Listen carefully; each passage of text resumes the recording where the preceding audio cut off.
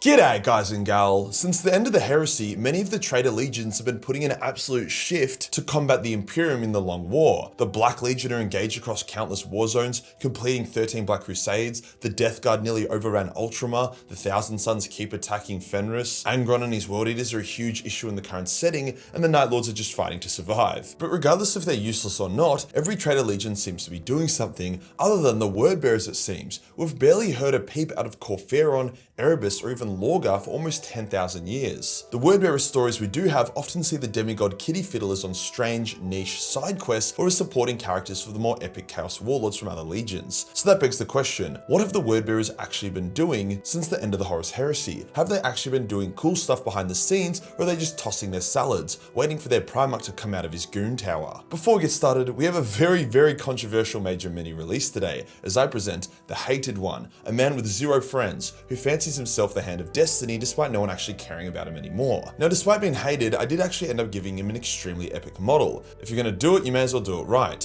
featuring 2 little demons, an awesome custom base, and a stunningly rendered model. The way I see it, you could just use it to trigger your opponent and force them to aggressively make a mistake in their attempt to kill the Hated One and wipe him off the board, giving you an extreme advantage in tabletop gaming. 200 IQ bait, especially since you could proxy him as almost anything from the Chaotic faction. We also have new pre-painted slots available, so you could get him pre-painted, meaning you don't even have to spend the painful time painting him. Our pre-painted models are awesome, stunning paint jobs from a pro painter at a fraction of what you'd pay from other commissioners. Just check out these bad boys. Link to those and any major mini, including the Hating One, is below. Today we'll go over exactly what the Wordbearers and their Primarch have been doing since the end of the Horus Heresy. Let's get into it.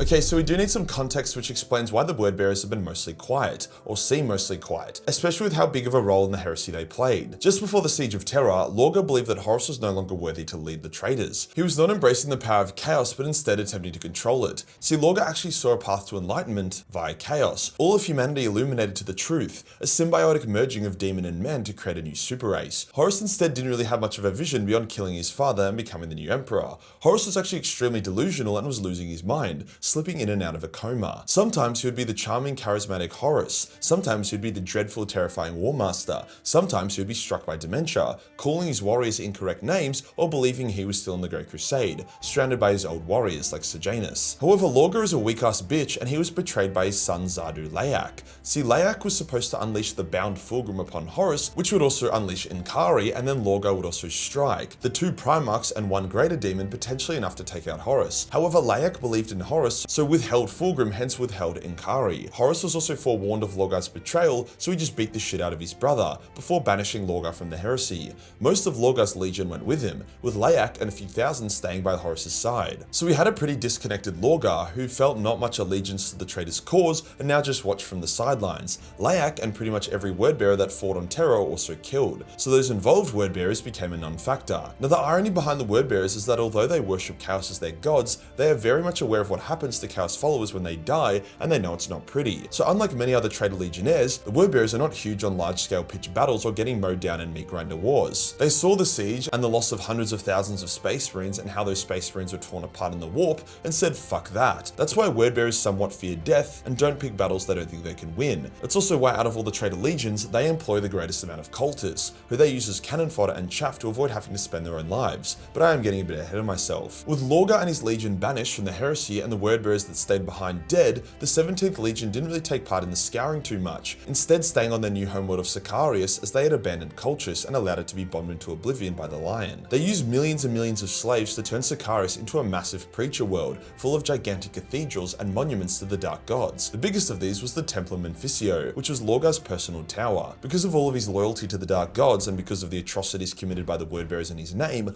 Lorgar finally ascended to become a demon prince of Chaos Undivided. However, it almost seemed like a pity thing rather than something the Chaos Gods were eager to do. Lorgar had been a useful puppet. They had allowed him to see chaos as this primordial truth, and they had allowed him to believe that chaos and humanity could be unified and made into equals. But it was all just a ploy to manipulate the Primarch. Maybe as a semi-realization of this, Lorgar went into isolation in his tower to meditate, attempting to find the true answer to the universe and what chaos actually is my guess. However, he did briefly leave his tower when his sons were getting massacred by a strange demonic creature, a storm of shadows and ravens. It was Korax, ascended into a terrifying terrifying form. Lorgar engaged his brother in combat, believing his new demonic form powerful enough to defeat his brother. However, that didn't go so well, and Korax once again beat Lorgar's ass to a pulp, with Lorgar retreating and sealing a portal shut behind him, Korax promising to hunt him down. Lorgar returned to his tower and has stayed within it for the last 10,000 years. He says he is still meditating, but my guess is that a terrifying raven demon hunting him is the more likely motivator for keeping him indoors. Some tidbits of lore have mentioned that Lorgar is once again active in the setting, leading a huge host of wordbearers, but with Fulgrim's recent release, we're still a year or two off another demon Primarch, with the next one likely to be Perturabo, just as much as it's likely to be Lorgar. So yeah, Lorgar has been doing sweet fuck all since the Heresy, but what about his sons? Well, like Lorgar, Erebus was a useful but ultimately temporary tool for Chaos. Once he had fulfilled his role in kicking off the Heresy, the Chaos Gods had turned their attention away from Erebus and onto other matters. Now, Erebus is extremely full of his own shit and thinks he's the most important dude in the galaxy, so when the Chaos Gods stopped speaking to him, he simply went ahead and tried to do his own thing, which is to say he's done nothing of real import. His last big action was killing Garviel Loken by stabbing him in the back, which once again made him the most hated man in the galaxy. However, he is a member of the Dark Council, which make up the most senior wordbearers who lead the Legion in Lorgar's absence. However, despite seeming unified, each member of the Dark Council has their own agenda and would happily see the rest of the council dead if it meant they could take full control.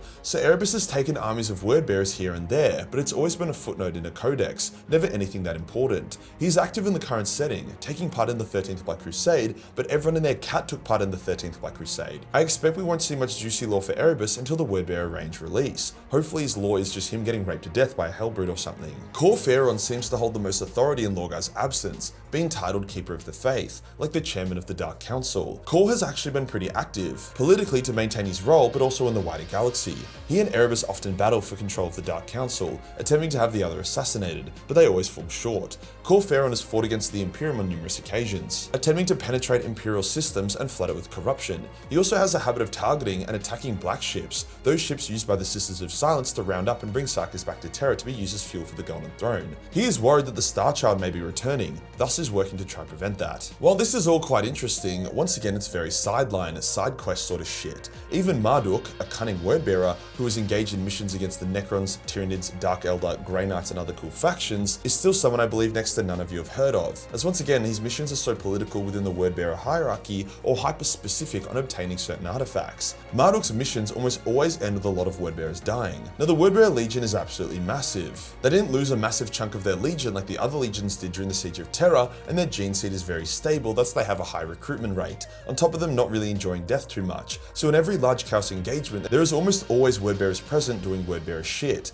Other traitor legions often seek to employ them to use wordbearer contingents, especially Dark Apostles, as their warriors can summon and control demons, a massive boost to any traitor warband. But as I said, they are recruited into warbands. They aren't often the leads or main force behind them. Looking at their recent battle records, the wordbearers have been busy little bees, buzz buzz. Almost like after 10,000 years, they're finally ready to re-enter the setting, heralding Lorgar's eventual return. But a lot of these conflicts are just fluff and filler. That isn't to say they're boring or irrelevant, but unless you've been reading through the codex's specific wordbearer books and recent fluff articles, you barely would have heard of any of them, nor do the outcome of any of them really affect the setting much. The larger conflicts, like the Arcs of Omen or 13th Black Crusade, just have them as a supporting footnote. However, one pretty cool bit of lore about them recently was about the Anchorite, a wordbearer who fell to chaos during the Heresy, but then had a massive epiphany that the wordbearers were fucking dicks and that the Emperor was dope. So he repented his sins and surrendered, going on to help found the Imperial cult and eventually being put into a dreadnought. A force of wordbearers found out about him and went to go rescue him, only for him to come out of his cell and say "fuck you, you fucking kitty fiddlers,"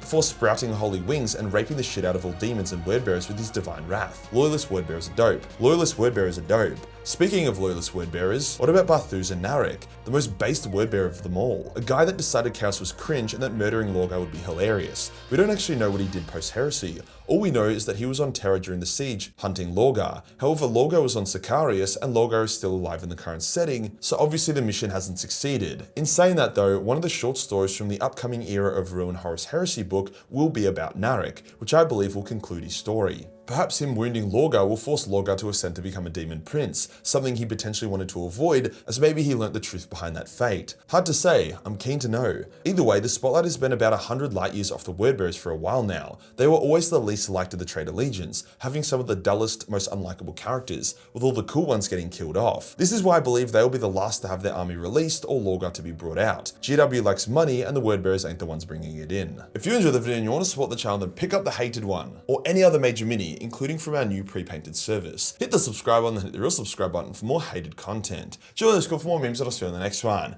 Peace.